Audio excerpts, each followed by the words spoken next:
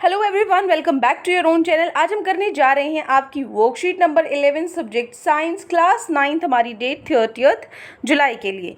तो चलिए शुरू करते हैं। आज की वर्कशीट का जो हमारा टॉपिक है वो है प्रेशर। ठीक है, प्रेशर क्या होता है, कहाँ पे हम इसको यूज़ करते हैं, ये सारी चीज़ें हम पढ़ेंगे। सबसे पहले एक छोटा सा एग्जाम्पल है आपको क्या करना है, एक बॉल पेन लेना है अपने हाथ में। उसके बाद जो उस पेन की टिप है ना, ठीक है, उस टिप को, जो सिक्का होता है आगे से, उस सिक्के को आप अपनी उंगली पर चुभाओ। ठीक है, दबाओ उसको। क्या आपको दर्द हुआ? हल्का सा दर्द होगा आपको, है ना। लेकिन अब क्या करो, अब दूसरे हाथ में आप क्या लो, जो पेन है उसको उल्टा कर दो। ठीक है, एक तो जैसे निब जहाँ से सिक्का होता है, एक तो वो वाली साइड होती है, एक जो पीछे वाला हिस्सा होता है ना, अब आप उसको दबाओ। ठीक है, अब आप अपनी उंगली पर उसको दबाओ। आपको अभी भी उतना ही दर्द हुआ?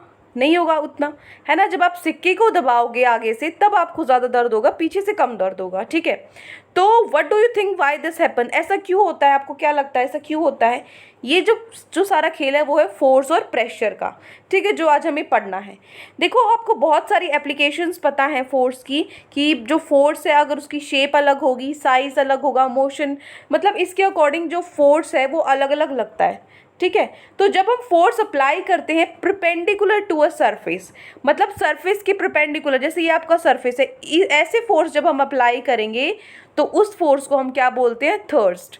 जब परपेंडिकुलरली फोर्स को अप्लाई करेंगे सरफेस पे तो उसको बोलते हैं थ्रस्ट। ठीक है, तो जो इफेक्ट है इस थ्रस्ट का, ये डिपेंड करता है किस पे? एरिया, जिस एरिया पे हम इसको अप्लाई कर रहे हैं। थ्रस्ट भी क्या है? एक फोर्स ही है, लेकिन जो परपेंडिकुलर लग रहा है फोर्स, उसको थ्रस्ट बोल देते हैं। ठीक है, और जो ये थ्रस्ट है किस पे डिपेंड करता है? एरिया पे डिपेंड करता है, कौन से एरिया पे ये लगाया है। तो दस is defined by another physical quantity. तो एरिया के अकॉर्डिंग इसको हम दूसरी क्वांटिटी का नाम दे देते हैं, जिसको हम बोलते हैं प्रेशर। तो मतलब प्रेशर क्या है? Pressure is defined as thrust per unit area. कितने एरिया पे जो थ्रस्ट लग रहा है, वो थ्रस्ट पर यूनिट एरिया में जितना थ्रस्ट लग रहा है उसको हम बोलते हैं प्रेशर। ठीक है, तो प्रेशर क्या होता है? Pressure is equal to thrust divided by area, thrust per area.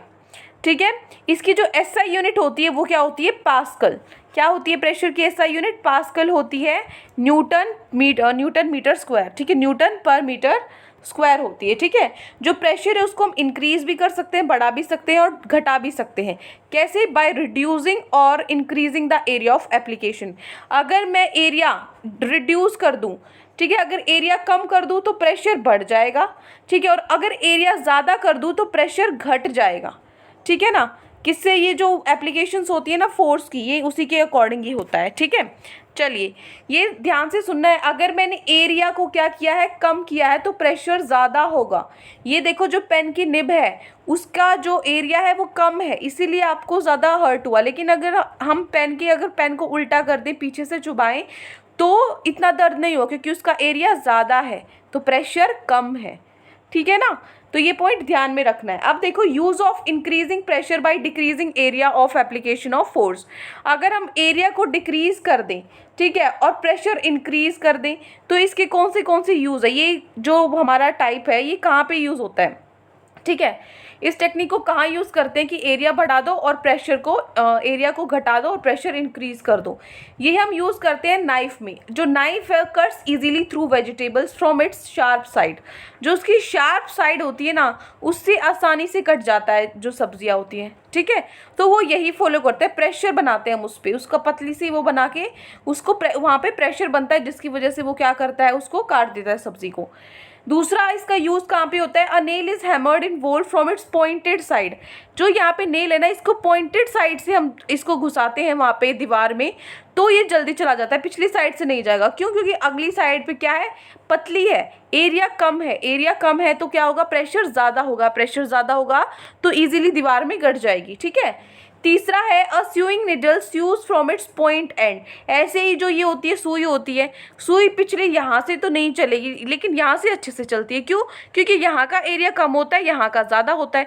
जहाँ का एरिया कम होता है प्रेशर ज़्यादा होता है, प्रेशर ज़्यादा होता है तो वो अंदर चली जाएगी। ठीक है, तो ये तो हो गई जब प्रेशर ज़्यादा होता है। ठीक है, और एरिया प्रेशर ज़्यादा होता है, एरिया कम होता है। अब वो यूजेस जहाँ पे प्रेशर को डिक्रीज करेंगे, प्रेशर कम होगा और एरिया ज़्यादा होगा। ठीक है, ये कहाँ पर यूज़ होते हैं? इन बैग्स, जो हमारे बैग्स होते हैं स्कूल बैग में, उसमें जो स्ट्रैप्स है उसको थोड़ा सा चौड़ा बनाते हैं। इतनी पतली क्यों नहीं बनाते? क्योंकि इतनी पतली बनाएंगे तो प्रेशर क्या होगा, ज़्यादा होगा, तो आपके जो कंधे हैं उन पे ज़्यादा बोझ आपको लगेगा, इनसे कम लगेगा। इसीलिए जो बैग की स्ट्रैप्स हैं उनको हम एरिया ज़्यादा बनाते हैं उसका, ताकि प्रेशर कम लगे। दूसरा, tyres of vehicles are broad. जो टायर्स होते हैं व्हीकल्स के वो भी चौड़े होते हैं। क्यों? क्योंकि जो प्रेशर है पूरा ऊपर हमारी जो व्हीकल का, वो क्या पड़े, कम पड़े। ठीक है। तीसरा, पिलर्स ऑफ फ्लाईओवर्स है वाइडर बेस। जो पिलर्स होते हैं फ्लाईओवर्स के, उनका जो बेस होता है, नीचे का जो बेस होता है वो क्या होता है, वाइड होता है, चौड़ा होता है। इसीलिए ताकि जो ऊपर हमारी जैसे मेट्रो चल रही है ऊपर या ट्रेन्स वगैरह चल रही हैं, उसका प्रेशर कम जाए नीचे। ठीक है। तो ये हो गया प्रेशर के बारे में। अब हम चलते हैं हमारे क्वेश्चन आंसर्स पे। तो आज की वर्कशीट में हमारे ये 2 क्वेश्चंस हैं, सेकंड क्वेश्चन के 3 पार्ट हैं। चलिए फटाफट से कर लेते हैं। फर्स्ट क्वेश्चन है, define pressure on which factors does it depend. तो इसका सॉल्यूशन देख लेते हैं। क्वेश्चन क्या कह रहा है, ये बोल रहा है कि प्रेशर होता क्या और किन फैक्टर्स पे ये डिपेंड करता है। ठीक है। तो प्रेशर क्या है, pressure is defined as thrust per unit area. Thrust per unit area को हम बोल देते हैं प्रेशर। और किस फैक्टर्स पे डिपेंड करता है, इट डिपेंड्स ऑन एरिया। ठीक है। जो एरिया होता है उस पर ये डिपेंड करता है। प्रेशर कैन बी इंक्रीज्ड और डिक्रीज्ड बाय रिड्यूसिंग और increasing the area of application of force respectively. तो इन पर ये डिपेंड करता है। अगर एरिया को हमने क्या कर दिया, रिड्यूस कर दिया, तो प्रेशर बढ़ जाएगा। अगर एरिया को हमने बढ़ा दिया तो प्रेशर घट जाएगा। तो इन्हीं चीज़ पे ये डिपेंड करता है। क्लियर? तो ये हो गया हमारा question number 1। Now next is, आप वो भी लिख सकते हो, शेप, साइज़, ये सारी चीज़ें वहाँ पर। ठीक है, मैं ऐड कर देती हूँ। चलो, या फिर आप इसको एज इट इज़ लिख लो, कोई दिक्कत नहीं है। ठीक है, ऐसे कैसे लिख लो। हो गया question number 1। Now question number 2। Question 2 है, give reason for the following. Reasons देने हैं आपको। फर्स्ट है, the tyres of vehicles are broad. जो टायर्स है व्हीकल के वो ब्रॉड क्यों होते हैं, उनको चौड़ा क्यों बनाया जाता है? तो आप लिखोगे, heavy vehicles have broad tyres. जो हैवी व्हीकल्स होते हैं उनकी ब्रॉड टायर्स होते हैं, क्योंकि जो ब्रॉड टायर्स हैं उसका लार्ज एरिया ऑफ कॉन्टैक्ट होता है। एरिया ज़्यादा होता है तो प्रेशर कम होता है ग्राउंड पे। ठीक है। और इसी की वजह से जो हैवी व्हीकल्स जैसे ट्रैक्टर वगैरह, ये सॉफ्ट रोड पे भी आसानी से चल सकते हैं और फील्ड्स, खेत वगैरह में भी विदाउट सिंकिंग, बिना नीचे सिंक किए। ठीक है ना। तो ये हो गया हमारा रीजन फर्स्ट। ठीक है, इसीलिए जो व्हीकल्स हैं उसके टायर्स ब्रॉड बनाए जाते हैं। Second is it is difficult to cut fruits with a blunt knife. ऐसा बहुत मतलब वो हो जाता है, मुश्किल हो जाता है एक ब्लंट नाइफ के साथ फ्रूट्स को काटना। ठीक है, जो खुरदरा वगैरह होता है इस तरीके से तेज तरार नाइफ से फटाफट कट जाता है, क्योंकि the pressure exerted by the sharp knife edge is more than that exerted by the blunt one. इसीलिए क्योंकि जो शार्प नाइफ है उसका प्रेशर ज़्यादा होता है ब्लंट वन से ज़्यादा। ठीक है, इसीलिए जो एरिया होता है जिसपे फोर्स लग रहा है शार्प नाइफ के साथ वो छोटा होता है। ठीक है, स्मॉल होता है, इसलिए आसान होता है कि काटना उसको, former then with the latter. ठीक है, ये हो गया हमारा reason 2। Why it is difficult to cut fruits with blunt knife, क्योंकि इससे प्रेशर ज़्यादा बनता है एज कंपेयर टू जो हमारा ब्लंट नाइफ होता है। ठीक है, चलिए थर्ड है और लास्ट वन है आपका, थोड़ा सा बड़ा है बट कोई नहीं, हमें अच्छे से समझ में आना चाहिए। अगर आपको समझ में आ जाएगा तो ईजी लगेगा, कोई दिक्कत नहीं है। चलिए, your feet will go deep in sand if you stand over it.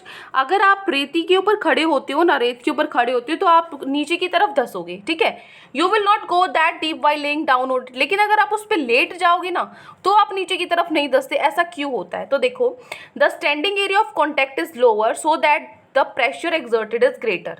जो स्टैंडिंग में क्या होता है, एरिया आपने कम कवर किया। ठीक है, इसीलिए जो प्रेशर है वो ज़्यादा हुआ। तो हम क्या करते हैं, इसीलिए we go deep down when standing on sand. ठीक है, इसीलिए हम नीचे जाते हैं जब हम सैंड पे खड़े होते हैं, because we apply more pressure as the area we are standing is so small. ठीक है, वो स्मॉल होता है एरिया। आप इसको और छोटा करना चाहते हो तो मैं आपका एक क्वेश्चन छोटा कर देती हूँ अगर आपको बड़ा लग रहा है। ठीक है, एक बस यहाँ से अगली लाइन काट दी, क्योंकि जो एरिया है वो स्मॉल है, वो ऑलरेडी ऊपर लिखा हुआ है। ठीक है, दोबारा से लिखने की ज़रूरत नहीं है। चलो आगे है, ये तो होगी किसकी बात कि भाई अगर हमारा प्रेशर क्या होता है, ज़्यादा होता है अगर एरिया कम हो। लेकिन अगर हम लेट जाएंगे, ठीक है, लाइंग डाउन अगर हम करेंगे तो प्रेशर है वो कम हो जाएगा।